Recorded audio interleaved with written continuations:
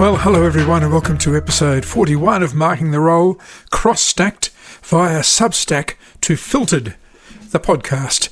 Now, I know I said episode 40 would be my last, but as anyone who has had chemo and radiation knows, there's one day of the week, or maybe two, where they pump you full of steroids and suddenly everything works again for about 48 hours.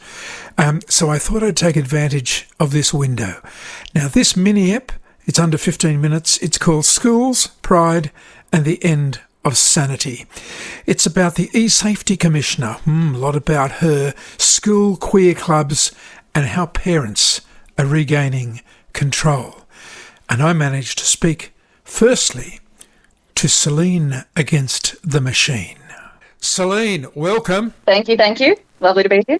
Now, for transparency, I've got to say that Celine and I are both on the committee of the Declaration of Biological Truth Australia, so we have something in common. But Celine's, how would you describe yourself, Celine? I would describe myself as mostly just a big believer in common sense, to be honest. But to give a little bit of a background, I'm 28 years old. I live in Sydney, Australia, and I'm a content creator for Gays Against Groomers. I'm also a member of the Women's Rights Network and Guardians Australia, and I'm a huge advocate for free speech.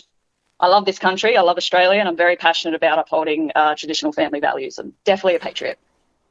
Okay, so what did you discover recently that caused a stir for the eSafety Commissioner? It was brought to my attention by a follower of mine that a primary school in Melbourne was running its own queer club. So I decided to look into it a little bit.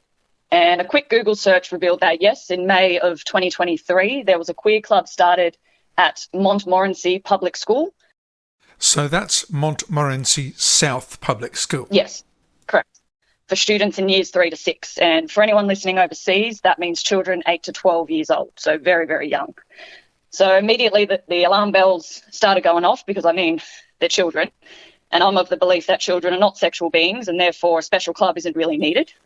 One of the missions at Gays Against Groomers is to put an end to the indoctrination of children in the name of gay rights. So exposing this club was very, very on brand for the org. So what I did was I whipped a little video together with a screenshot of the newsletter, which was publicly available, and also a few screenshots of the teacher who was facilitating it. And if anyone's seen the video, it doesn't take a genius to figure out where this woman's allegiances lie. And yeah, just pretty much wanted to get the word out about the club, and things like that are happening in Australia. It's not just the US and Canada. We're very much down the gender ideology wormhole in Australia too. So I really just wanted to shed some light on that.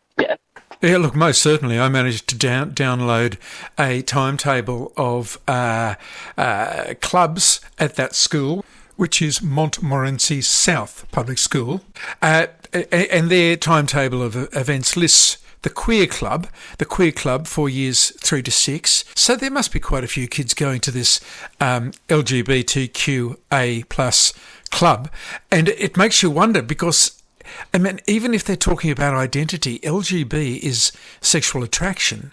And they're talking about sexual attraction with 8 to 12-year-olds. Yeah, correct. It's, it's deplorable. And so the eSafety Commissioner took a little bit of umbrage with this, did they? She did. So the eSafety Commissioner put in a takedown notice to X, basically demanding that the video be censored from Australian users, but it would still be available to those overseas or those with a VPN.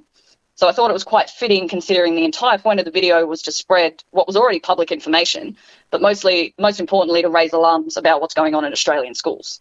So I think it's important to also highlight a little bit that X are kind of just doing their job, as they have to follow the laws of each separate country.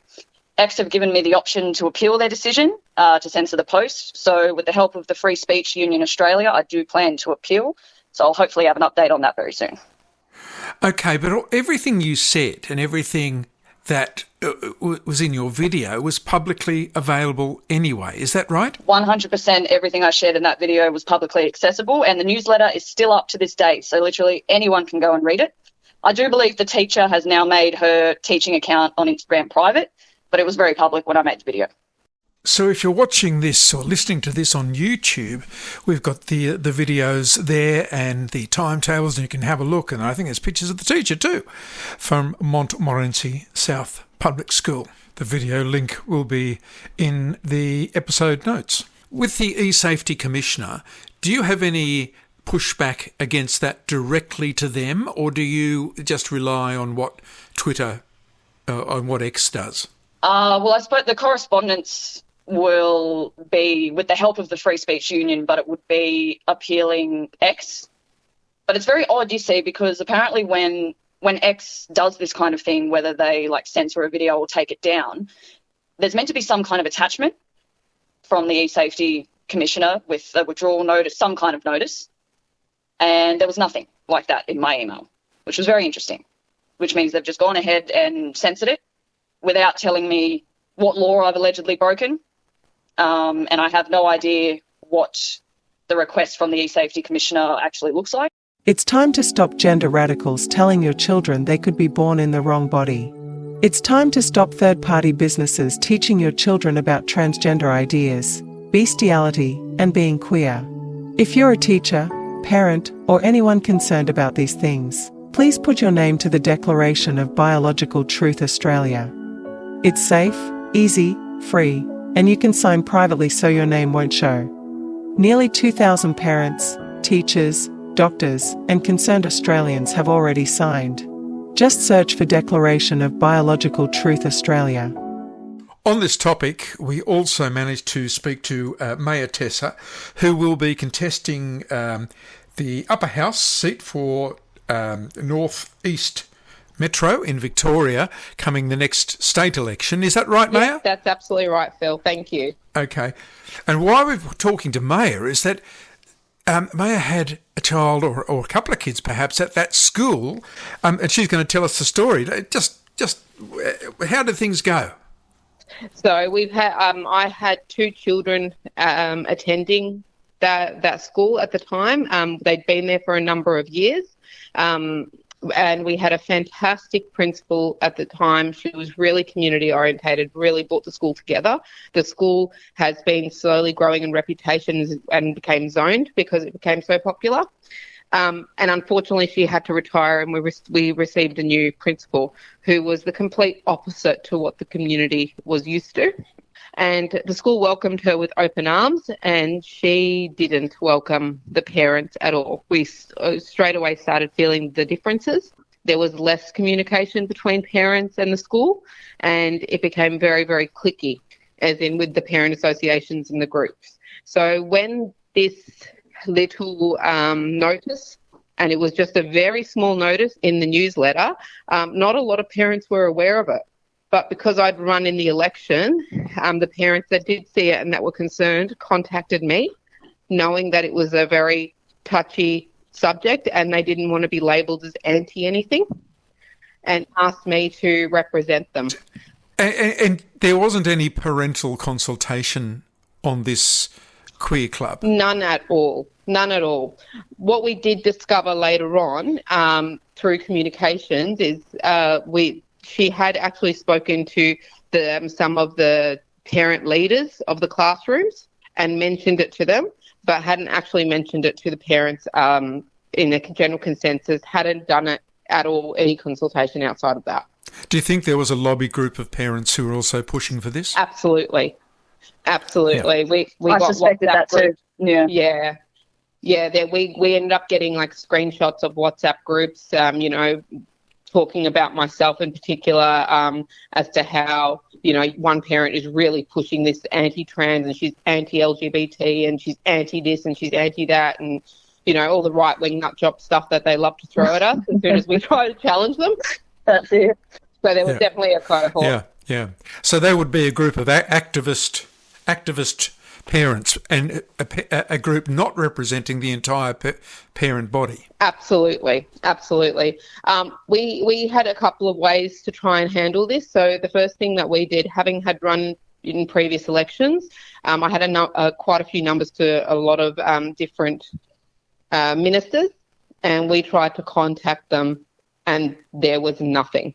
It was crickets. Wow. Right. Wouldn't even answer calls, wouldn't respond to text messages, nothing. And one of the text messages I sent was, please, this is so important. I really need your help, and nothing.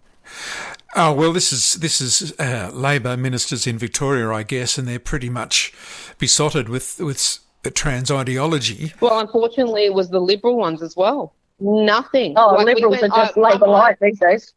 Yeah, well, there's no opposition in Victoria, especially with Pisuto at the helm. But it was that I knew I wasn't going to get any with the Labor ones, so we went to the Liberal ones. Yeah, nothing at all, unfortunately. And was there any other media coverage? Like, did the Age get onto it, or did the Herald Sun give you a call? Because you would think that this is an issue of public interest that mainstream media should cover. Well, the relationship down here in Victoria between the media and the government are very, very close-knit. And so they're not going to do anything that's going to speak against the government agenda down here. And for us ourselves as well, when I took this on, I didn't want to put parents off. I didn't want them to think that they were joining something that was going to be ostracised. So I really thought, let's do this as a community and making sure that we focused on the topic at hand and nothing else, not our feelings, not our thoughts, not what we believed in. It came back down to the single issue of the children, the education and the policies. So what happened with the parents? Was there many of them who left the school? I had one parent that was in absolute tears, and she was like, I can't handle this, especially when the principal put the answered back to us in a public forum through the newsletter. Not like the pressure that they were feeling was incredible, and went actively looking for another school. We held on to the very last minute. We thought we want to make sure that we have every opportunity to stay in the school. The kids had friends there and the rest of it. By the end of it, we moved with about 16 families, I believe. 16 families, and that would be about 25, 30 kids, do you think? Kids, yes.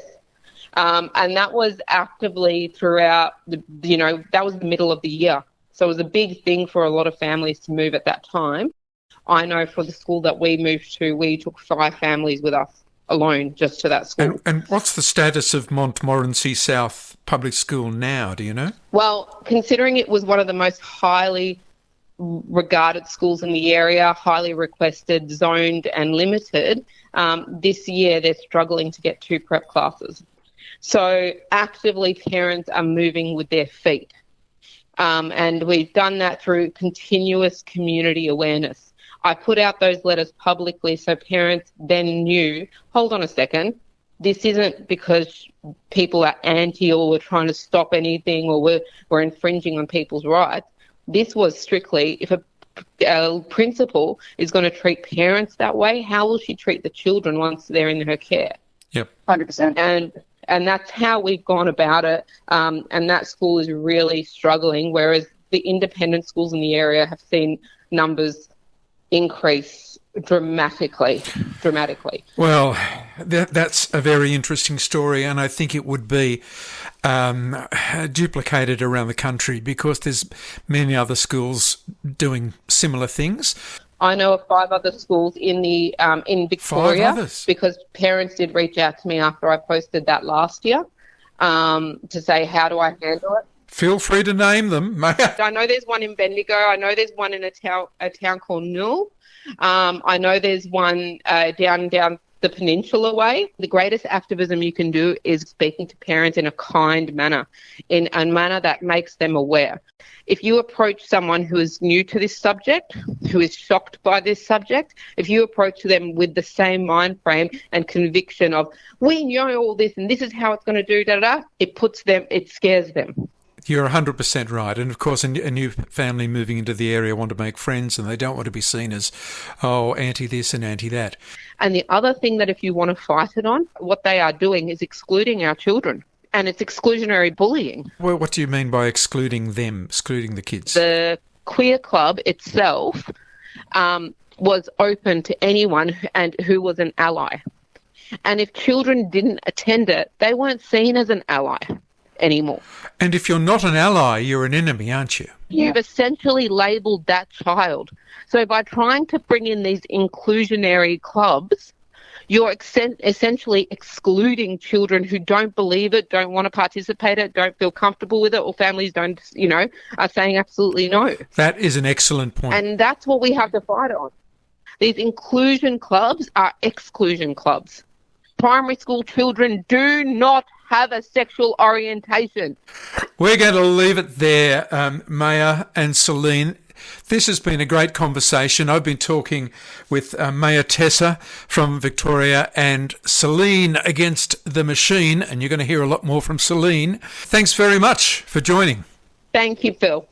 No worries, mate. Take care. This has been episode 41 of Marking the Roll, cross-posted via Substack to Filtered, the podcast. I'm Henry, an AI voice standing in for Phil Dye, who hopes to be heard again soon. Please subscribe for free or donate by going to markingtheroll.substack.com. Oh, and if you're an Aussie, please sign the Declaration of Biological Truth Australia. It's important. See ya later.